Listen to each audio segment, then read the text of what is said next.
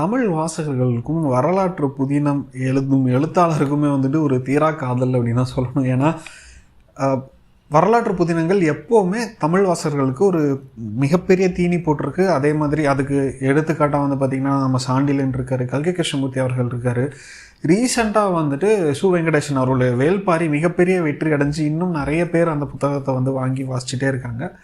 So அந்த மாதிரி இருக்க சமயத்தில் ஒரு கான்டெம்பரரியான எழுத்தாளர் அவருடைய வரலாற்று புதின வரிசையை வந்துட்டு உங்களுக்கு அறிமுகப்படுத்தணும் அப்படின்ற ஒரே நோக்கத்தில் தான் இந்த காணொளி நான் போட போகிறேன்.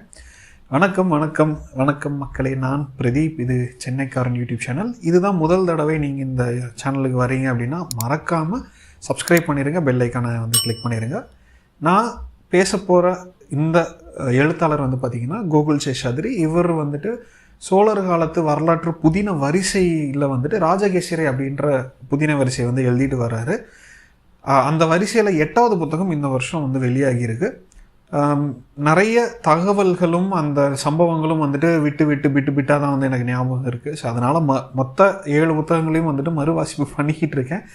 சரி, இதையே ஒரு சாக்காக வச்சுட்டு மற்ற தமிழ் வாசக நெஞ்சங்களுக்கும் வந்துட்டு இந்த புத்தகங்களை வந்து அறிமுகப்படுத்தலாமே அப்படின்ற ஒரு சின்ன ஆசையில் தான் முதல் காணொலி வந்துட்டு நான் வெளியிட போகிறேன். ஸோ இந்த காணொலியில் நம்ம ராஜகேசரி புத்தகத்தை பற்றி மட்டும்தான் வந்து பேச போகிறோம். வாங்க ஷோக்குள்ளே போகலாம்.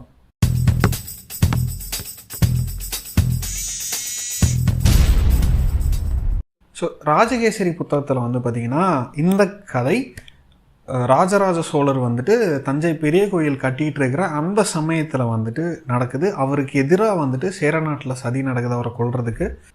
கதை ஆரம்பிக்கிறதே வந்து பார்த்திங்க அப்படின்னா எறும்பியூர் அப்படின்ற கிராமத்தில் இருந்து அம்பலவாணர் கம்பன் நரையனார் அப்படின்ற ஒரு காலத்தில் சோழர் படையில் வந்து இருந்த ஒரு மிகப்பெரிய மாபெரும் வீரர். அந்த சேவூர் போரில் வந்துட்டு விஷ அம்பு அவர் கையில் பாஞ்சு அதனால் ஒரு கை வந்துட்டு வேலை செய்யாமல் இருக்குது. ஆனால் அவருக்கு வந்து கூத்து பார்க்குறதுல பயங்கரமான ஆர்வம். ஸோ அதனால் எறும்பியூரில் இருந்து கூத்து பார்த்து முடிச்சுட்டு நடு ராத்திரியில் அவருடைய ஊரான துளாய்க்குடிக்கு வந்துட்டு நடந்து போயிட்டுருக்கிறாரு. அப்போ ஒரு காட்டுப்பகுதியில் 3 பேர் சேர்ந்து ஒருத்தர் வந்து கொல்றாங்க. அதை வந்துட்டு இவர் பார்த்துட்டு அந்த கொலையாக போகிற நபரை வந்துட்டு காப்பாற்றுறதுக்காக வந்து போகிறாரு. அதுக்குள்ளே வந்து 3 பேரும் தப்பிச்சு போயிடுறாங்க. அந்த செத்துப்போனர் வந்து பார்த்திங்கன்னா ஒற்றராக இருக்கிறதுக்கான வாய்ப்புகள் ஜாஸ்தி அப்படின்னு இவருக்கு தெரியுது. சாக போகிற நிலையில் இருக்கிறப்பையும் வந்துட்டு அவர் வந்து அரசருக்கு வந்துட்டு ஒரு சதி நடக்குது, அரசருக்கு எதிராக வந்து கொலை செய்ய போகிறாங்க அப்படின்ற மாதிரியான தகவலை மட்டும் சொல்லிவிட்டு அவர் இறந்து போயிடுறாரு. ஒரு நல்ல குடிமகனாக வந்து இவர் அரசாங்கத்துக்கிட்ட இந்த விஷயத்தை வந்து இல்லை முக்கியமான அதிகாரிகள்கிட்ட வந்துட்டு இந்த விஷயத்தை வந்து காதில் போட்டுடணும் அப்படின்னு சொல்லிட்டு அடுத்த நாள் காலையில் அவருடைய பேத்தி செங்கமலத்தை கூட்டிட்டு தஞ்சைக்கு வந்து கிளம்பிடுறாரு. சைடில் வந்து பார்த்திங்க அப்படின்னா சோழ நகரத்திலேயே இல்லை சோழ நாட்டிலேயே வந்துட்டு மிகப்பெரிய கூத்து விற்பனரான விஜயராஜ ஆச்சாரியார் அப்படின்றவர் வந்துட்டு ராஜராஜ சோழருடைய வரலாறும் அவர் வந்துட்டு எப்படி இந்த பெரிய கோயிலை வந்து கட்டுறதுக்கான முன்னேற்பாடெல்லாம் பண்ணிட்டு இருக்காரு அப்படின்னு சொல்லிட்டு அவருடைய கதையை வந்துட்டு ஒரு நாடகமாக பண்ணணும் அப்படின்னு சொல்லிட்டு அதுக்கான முன்னேற்பாடுகள்லையும் பயிற்சிகள்லையும் வந்துட்டு ஈடுபட்டு இருக்கிறாரு.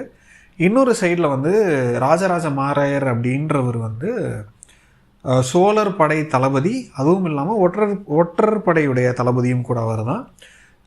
அவருடைய சிஷ்யன் வந்துட்டு பரமன் மலவாடியார். இன்வெஸ்டிகேஷன் பண்ணுறதுல வந்துட்டு ஒரு மிகப்பெரிய ஒரு ஆள் அப்படின்றதுனால இவர்கிட்ட வந்துட்டு அவர் சேர நாட்டுக்கு அனுப்பிச்ச ஒற்றன் வந்துட்டு 2 நாளைக்குள்ளே வந்திருக்கணும். ஆனால் வந்துட்டு குணசீலபுரம் அப்படின்ற ஊரில் இருந்து ஏற்கனவே தகவல் அனுப்பிச்சிருக்கிறாரு, நான் வந்துட்டேன், இன்னும் 2 நாளில் வந்துடுவேன் அப்படின்னு சொல்லிட்டு. ஆனால் 2 நாள் ஆகியும் வரல. சரி வெயிட் பண்ணி பார்ப்போம் அப்படின்னு சொல்லிட்டு இன்னும் 2 நாள் வெயிட் பண்ணியிருக்காரு. மொத்தம் 4 நாள் ஆகியும் அந்த ஆள் வரல. அப்படின்றதுனால பரமன் மலவாடியார்கிட்ட வந்துட்டு ஏன் வந்து அனுப்பியிருக்காரு, அவர் வந்துட்டு என்ன ஒரு விஷயத்த வந்து அந்த ஒற்றன் வந்து எடுத்துகிட்டு வர போகிறாங்க அப்படின்னு ரொம்ப ஆர்வமாக வெயிட் பண்ணிட்டு இருக்காரு. ஆனால் திடீர்னு 4 நாள் ஆள் காணோம் அப்படின்றதுனால இவரை வந்துட்டு அந்த விஷயத்த என்ன ஏது அப்படின்னு கண்டுபிடிப்பா அப்படின்னு சொல்லிட்டு இவர்கிட்ட போட்டுறாரு. இப்போது நம்ம துளாய்க்குடி அம்பலவாணரும் பரமன் மலவாடியாரும் வந்துட்டு சந்திச்சுக்கிறாங்க. இவருக்கு தெரிஞ்ச விஷயத்த வந்துட்டு அவர்கிட்ட சொல்கிறாரு. மலவாடியார் வந்துட்டு நம்ம அம்பலவாணரை வந்து கூட்டிகிட்டு இந்த முயற்சிகள், அதாவது அந்த ஒற்றன் என்னன்னா அப்படின்னு தேடுற முயற்சியில் வந்து இறங்குறாரு. ஸோ செத்து போனார் வந்துட்டு நிஜமாவே அந்த ஒற்றன் தான், அந்த ஒற்றன் பேர் ஐங்கரன், அந்த ஒற்றன் தானா இல்லை வேற யாரா அப்படின்னு இவங்களுக்கு தெரியல. ஏன்னா மழபாடியாருக்கும் ராஜராஜ மாராயருக்கும் தான் வந்துட்டு அந்த ஐங்கரனுடைய மூஞ்சி வந்து தெரியும், அம்பலவாணருக்கு வந்து தெரியாது. ஸோ அதனால வந்து போகிறாங்க. பட் வந்து போகிறப்போ அவர் துளைக்குடியில் வந்துட்டு போகிறப்போ வந்துட்டு அந்த அந்த ஒற்றனை வந்துட்டு எப்படி சொல்கிறது, கடைசி சடங்குகள்லாம் பண்ணி முடித்து எரிச்சிடுறாங்க. அதனால் வந்துட்டு அவருடைய மூஞ்சியை வந்து பார்க்க முடியல. ஸோ இப்படியே நடந்துகிட்ருக்கு கதை.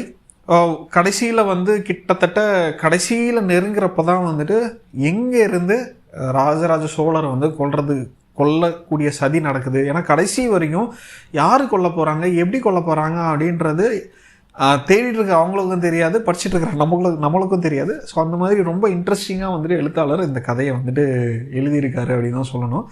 கடைசி வரைக்கும் நம்ம வந்துட்டு இந்த சீட்டோட நுனிலேயே வந்து உட்காந்துட்டு நகத்தை கடிச்சிட்டே வந்துட்டு அந்த புத்தகத்தை படிச்சுட்டு இருப்போம். அந்தளவுக்கு வந்து இன்ட்ரெஸ்டிங்கான விஷயமும் வந்து பண்ணியிருக்காரு.